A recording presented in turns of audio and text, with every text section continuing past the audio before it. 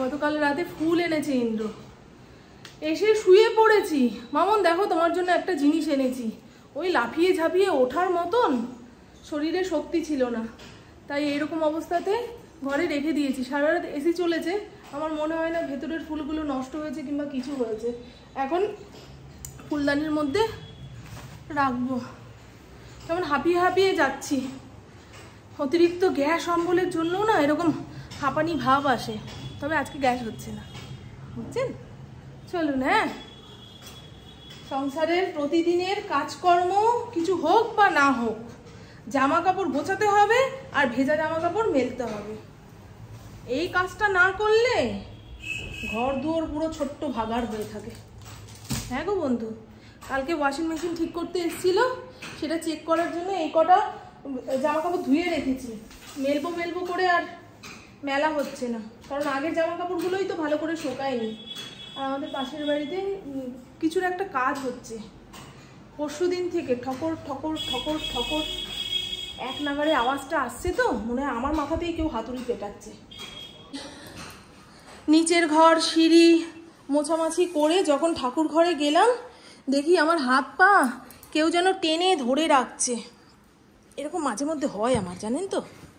আলিস্য না, মনে হয় গা হাত পা ভারী হয়ে যাচ্ছে, থাক এই কাজটা একটু পরে করব।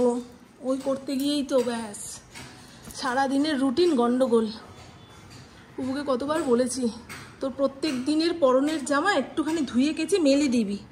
আসলে আমাদের বাড়িতে মেলার জায়গার অভাব, জানেন তো। নিচের ঘরে যদি একটা ব্যালকনি থাকতো, জামা কাপড় মেলে ঘর দুয়ার পুরো অন্ধকার করে রাখলাম। ইন্দ্র হাজার রিকোয়েস্ট করলেও না, মাঝে মধ্যে আমি আমার কাজ না করে পারি না। একদম পাতলা নাইটি, আধা ঘন্টা পৌনে 1 ঘন্টার মধ্যে হাওয়ায় হাওয়ায় শুকিয়ে যাবে, তুলে ফেললেই ব্যাস। কেউ টেরটিও পাবে না যে ওইখানে এতগুলো জামা কাপড় মেলেছিলাম। এই জামা কাপড়গুলোও গুছাতে হবে, বলছি না, কাজের মধ্যে 2 হয়ে গেছে এখন, জামা কাপড় মেলা আর জামা কাপড় গুছানো। এখানে রজনীগন্ধা ফুলের স্টিক নিয়ে নিয়েছি, ফুলদানি খুঁজে বের করি কোথায় যে রেখেছি। আমার গৃহপ্রবেশের সময় কেউ একজন ওই পেতলের ফুলদানিটা দিয়েছিল, এখনো পর্যন্ত ভালো আছে। ভালো আছে মানে ওই চারিদিক দিয়ে অনেক সময় ফুটো হয়ে যায় না, কিংবা জল চুইয়ে পড়ার সম্ভাবনা থাকে ফুলদানি থেকে, সেটা হয়নি। মা গো, কেমন হাঁপ ধরে যাচ্ছে গো, বুকের ভেতরটা জ্বলে জ্বলে উঠছে। দুধ চা দিয়ে দিন শুরু করলেই এরকম হয়। আসো বাবা, ওই তো বললাম না, ওখানে জামা কাপড় ছড়িয়ে ছিটিয়ে রেখে এসেছি, 14 বার এক একটা করে নিয়ে আসবে। আর ওই যে কুত্তা খাওয়া বিস্কুট খাবে। খুব বাড়াবাড়ি করছে গো বন্ধু। আজ কি রান্না করব না করব সকালে আলোচনা হয়ে গেছে। আমার আর ইন্দ্রর জন্য বানাবো ইলিশ মাছ। কিভাবে বানাবো না বানাবো সেটা পরে চিন্তা করছি। আর পুপু ইলিশ মাছ খায় না, পুপুর জন্য হবে মাশরুম। না রে বাবা, এই যে মাশরুম বের করে রাখলাম, করবো রে। তোর মা কি সবসময় কথা দিয়ে কথা রাখে না, এরকম ভাবিস? চলুন, এই 2 পদে রান্না হবে। এবারে ফুলদানির খোঁজ করতে হবে, দেখছেন? ওরে বাবা রে,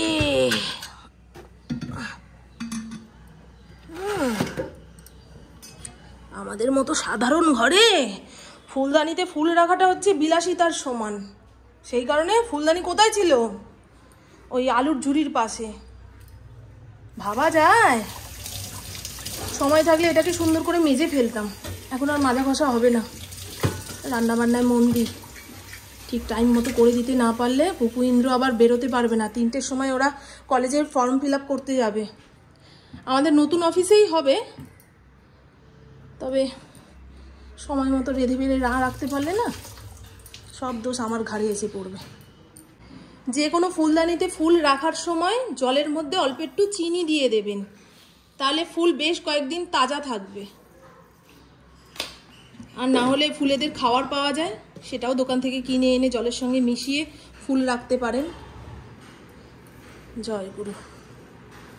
আমার এরকম রজনীগন্ধা স্টিক পেতলের ফুলদানিতে রাখলে ওই 25শে বৈশাখের কথা মনে পড়ে যায়। কবিগুরু রবীন্দ্রনাথ ঠাকুরের ফটোর সামনে যে আগা গোড়ায় আমরা এরকম ফুল রেখে এসেছি, সেই কথা। এখানে থাকুক।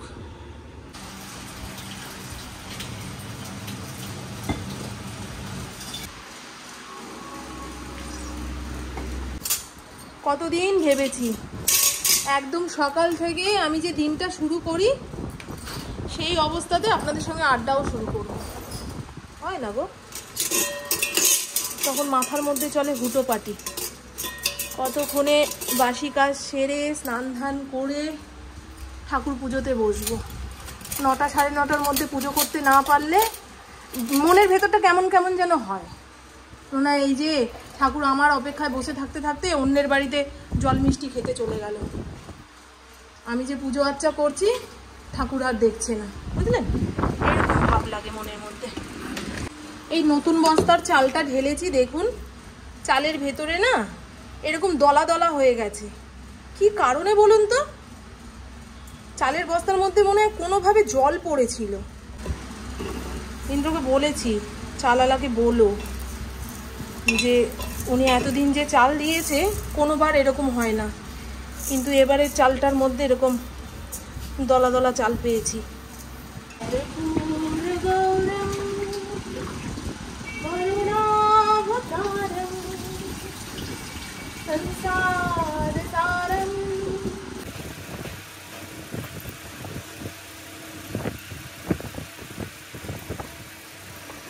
চন্দন বালকে শুয়ে একা একা কি হবে, জীবনে তোমায় যদি পেলাম না। সকাল থেকে আকাশটা মেঘলা করে রয়েছে, মাঝে একবার রোদ উঠলো, আবার মেঘলা, মনে হচ্ছে কত না বৃষ্টি হবে, না বৃষ্টি নেই। বাবা, এরকম মেঘলা হলে কত আনন্দ হয় যে আজকে বিকেলে ছাদের গাছগুলোতে জল দিতে যেতে হবে না, বৃষ্টির জলে ধুয়ে যাবে। না, সারাদিনে এক ফোঁটাও বৃষ্টি নেই, মানুষকে খালি হয়রানি দিচ্ছে। এই চক্করে আমি হাঁটতেও যেতে পারছি না, জানেন? আর যেদিন বিকেলে হাঁটতে যেতে পারছি না, তারপরের দিন সকালবেলায় ছাদে একটু হেঁটে নিচ্ছি খালি পায়ে।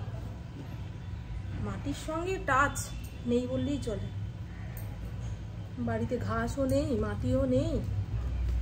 নাহলে বয়স্করা বলে যে সবাইকে দিনের অন্তত 10 থেকে 15 মিনিট মাটির ওপর খালি পায়ে হাঁটা দরকার, সূর্যের রোদ নেওয়া দরকার। প্রকৃতির মধ্যেই আমাদের শরীরের সমস্ত ওষুধ রয়েছে, সেগুলো আমরা নিচ্ছি কয়জন? যারা ভোরবেলায় উঠছে তাদের শরীর স্বাস্থ্য একরকম, আর যারা 8টা 9টার পরেও ঘুম ভাঙতে পারছে না তাদের শরীর স্বাস্থ্য একরকম। এখনকার বাচ্চাগুলোকে দেখবেন তো। আমি অ্যামাজনে যে স্টিলের কড়াইটা অর্ডার দিয়েছি সেটা আজকালের মধ্যে আসার কথা, আসছে না কেন বলুন তো? রান্নাঘরের কোনো জিনিস অর্ডার দেওয়ার পরে তার অপেক্ষায় থাকি কতক্ষণে আসবে কতক্ষণে আসবে, বুঝলেন? পাগল হয়ে যাই পুরো, মনে হয় এক্ষুনি অর্ডার করেছি, এক্ষুনি আমার হাতে আসলে ভালো হয়, দেখেছেন? এবারে লবণ মিষ্টি চেরা কাঁচা লঙ্কা দিয়ে নাড়িয়ে চাড়িয়ে নামিয়ে ফেলবো, হয়ে যাবে বরবটি ভাজা। এরকম ঝিরিঝিরি করে কেটে যদি ভাজেন না, অল্প তেলে ভাজা হয়ে যায়। আমার মা আমার থেকে শিখে গেছে, বলছে বেশ ভালো তো, এইভাবে আমি কেটে ভাজবো। খালি মেয়েরা মায়েদের থেকে শিখবে, মায়েরাও এমন অনেক কাজ জানে না, অনেক রান্না জানে না, যেগুলো মেয়েদের থেকে শেখে কিংবা ছোটদের থেকে শেখে। সবার কাছ থেকেই সব কিছু শেখার আছে, ঠিক বলেছি? চলুন, মাশরুমের তরকারিটা ওই পেঁয়াজ রসুন দিয়ে মাংসর মতো কষা কষা করে নামালেই ব্যাস হয়ে যাবে। আমি অনেক সময় ডালে কি ফোড়ন ব্যবহার করলাম, তরকারিতে কি মশলা দিলাম, এই সমস্ত দেখে আপনারা অনেকেই কমেন্ট করেন যে বাবা এই ফোড়ন এই মশলা জীবনে কোনোদিন দেখিনি। রান্না হচ্ছে একটা আবিষ্কারের জিনিস, ফোড়ন যদি চেঞ্জ করে দেন রান্নার স্বাদ বদলে যাবে, মশলা একটু পাল্টে দিলে রান্নার স্বাদ বদলে যাবে। তাই যেটা জীবনে খাননি শোনেননি সেইভাবে একবার রেঁধে বেড়ে দেখুন, তারপরে রান্নাটাকে নিয়ে খিল্লি করবেন। আর কোনো খাবারই অখাদ্য হয় না। 7 দিন হাত পা ভেঙে কিংবা অসুস্থ হয়ে বিছানায় পড়ে থাকুন না, রাস্তার যে হোটেলের খাবার সবচেয়ে বেশি জঘন্য লাগে সেই খাবারটাও অমৃত বলে মনে হবে। তাই খাওয়ার দেখে কখনো ইশাস ফিস ফাস না করাই ভালো। বেগুন দিয়ে পাতলা করে ইলিশ মাছের ঝোল, সমস্ত তেল ওপরে উঠে এসছে, তাই মনে হচ্ছে অনেক তেল দিয়ে রান্না করেছি। মাছটা ভাজার সময় অনেকটা তেল বেরিয়েছিল, সেই তেলেই রান্না হয়েছে। আর এই হলো মাশরুম কারি, রান্না করেছে পুপু পুপু পুপু। যদি খারাপ হয় ভালো হয় মাকে দোষ দেবেন। হ্যাঁ, না মাকে দোষ দিবি না, কেন? তুই তো রান্না করেছিস। ভালো হলে আমার ক্রেডিট। আচ্ছা এইরকম নাকি? আর এই হলো ঝিরিঝিরি করে বরবটি ভাজা।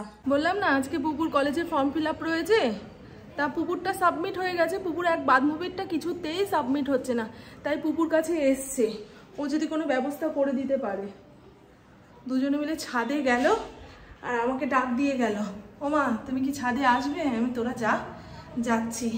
আর এই মুহূর্তে আমার গলা বুক এত জ্বালা করছে, গ্রিন টি বানিয়ে নিলাম। গ্রিন টির ব্যাগ শেষ হয়ে গেছে, ইন্দ্রকে বলতে হবে ওই ব্যাগ দিয়ে গ্রিন টি বানালে একটু সুবিধা হয়। আজকে সারাদিন মেঘলা মেঘলা ছিল, তবে বৃষ্টি হয়নি। এখন গ্রিন টিটা শেষ করব, তারপরে গাছে জল দেবো। এই হলো পুপু আর এই পুপুর বান্ধবী।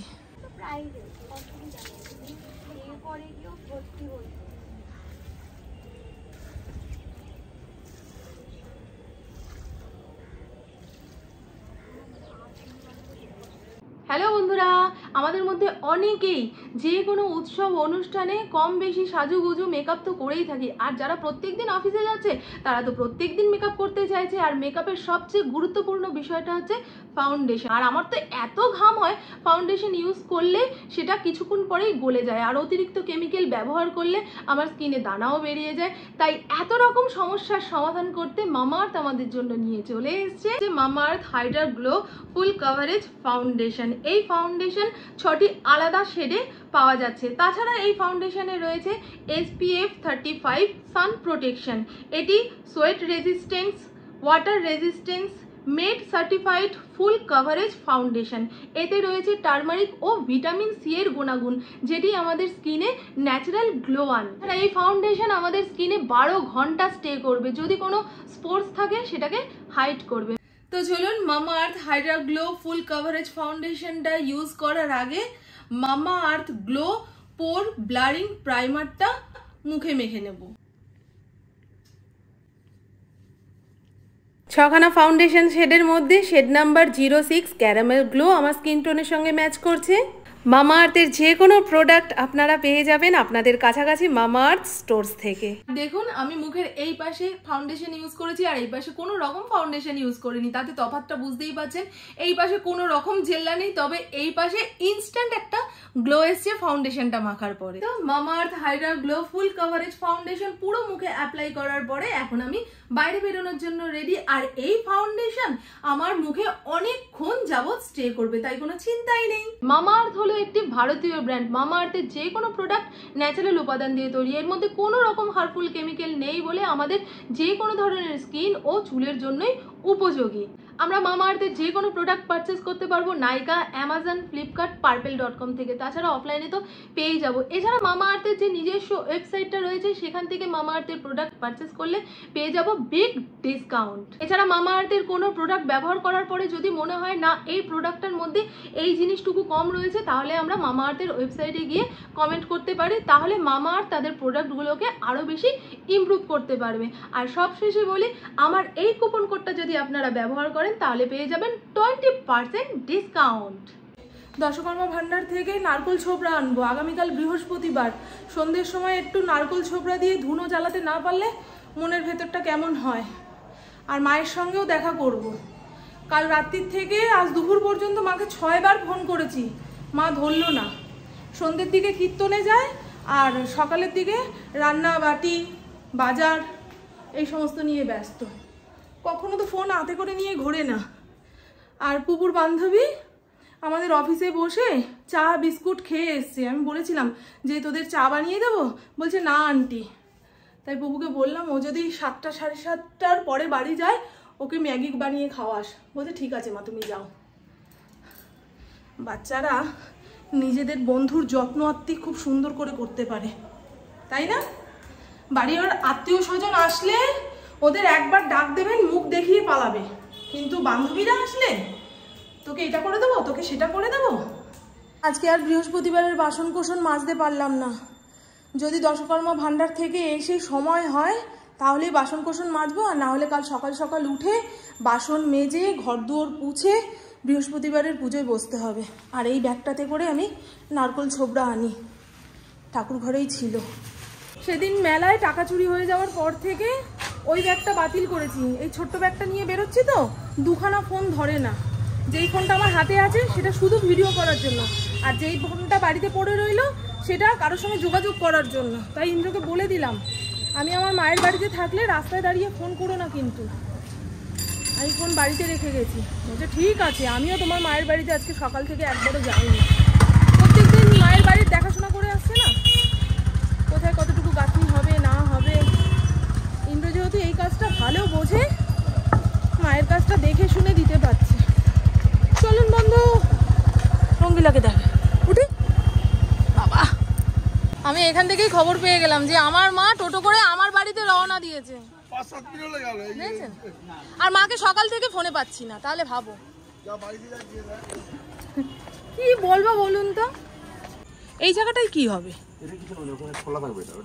বাথরুম হবে তো না একটা, মানে ওপরেও তো একটা বাথরুম করতে লাগবে। হ্যাঁ, ব্যাগ আছে আমার কাছে, এই যে ব্যাগ এনেছি। নারকোল ছোবা নেব। হ্যাঁ, কত করে প্যাকেট? 10টা দিয়ে দিন। আর কিছু না।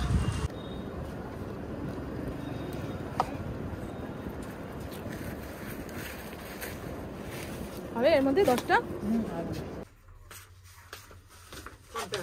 এটা ওটা 10 ইঞ্চি 50 টাকা। হ্যাঁ, আর এইটা 8 ইঞ্চি 40 টাকা। আচ্ছা, না না টপ নিতে আসিনি, জিজ্ঞাসা করে গেলাম, পরে একবারে একসঙ্গে নিয়ে যাবো। উল্টো দিকে দোকান থেকে ব্যাগ কিনে নিয়ে চলে আসবো।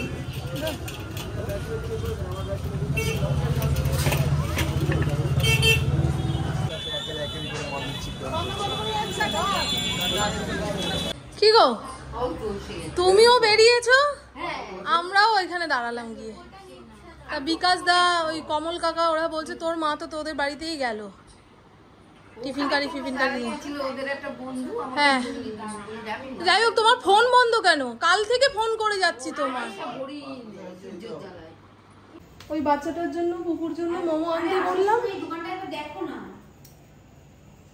বাবার 7:30টার সময় সাব ডিভিশন মিটিং রয়েছে, এদিকে ঘড়ির কাঁটা 7:45 ঘরে।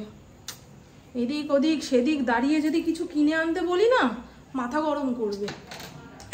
আমার মা ওই মাংস ডিম পেঁয়াজের ছোঁয়া খায় না। পুপু আর ওর বন্ধুর জন্য মোমো আনতে বলেছি, সে আবার আমার মায়ের জন্য এগরোল কিনেছে। আগে আছেন?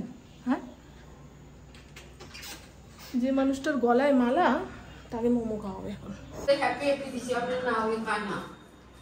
আই সরে যা, সরে যা বাবলু, সরে যা। পড়ে গেল আর নাই, আবার অন্যদিন নিয়ে আসবো। ওই দোকান ছিল না মা। আসার পথে তোমার বাড়িটা দেখে আসলাম। হ্যাঁ, এগুলো বললো আসো দেখে যাও।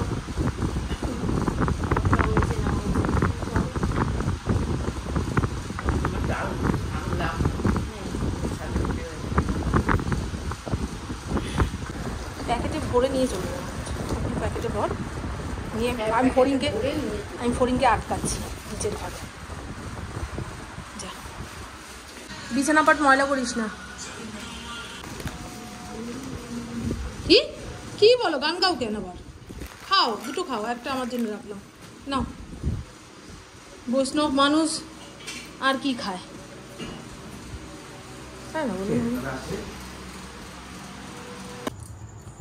যতক্ষণ না ইন্দ্র আসবে ততক্ষণ এই জায়গা থেকে সরবে না। ইন্দ্র এসে গেছে? হ্যাঁ, তুই 10,000 টাকা আগে টা। চলো চলো চলো চলো চলো। ভাগ্যিস বৃহস্পতিবারের ফুলটা নিয়ে ইন্দ্র ঢুকছে, সকালবেলায় যখন খুশি উঠে পুজোটা দিয়ে দিতে পারবো।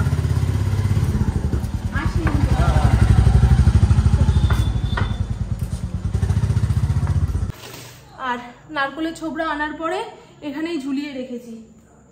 কাল সকালবেলা যখন ঠাকুর ঘরে যাব তখন হাতে করে নিয়ে যাব।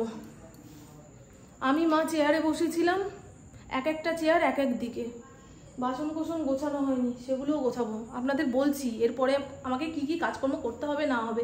এই সমস্ত সাপটে নিয়ে গা হাত পা ধুয়ে বিছানায় বডিটা ফেলবো। ভাল লাগছে না, অনেকক্ষণ টাইম এক জায়গায় বসে থাকতে থাকতে কেমন আলিস্য ধরে যায়। কাজে কর্মের মধ্যে থাকলে কিন্তু কতগুলো কাজ করে ফেলতে পারতাম।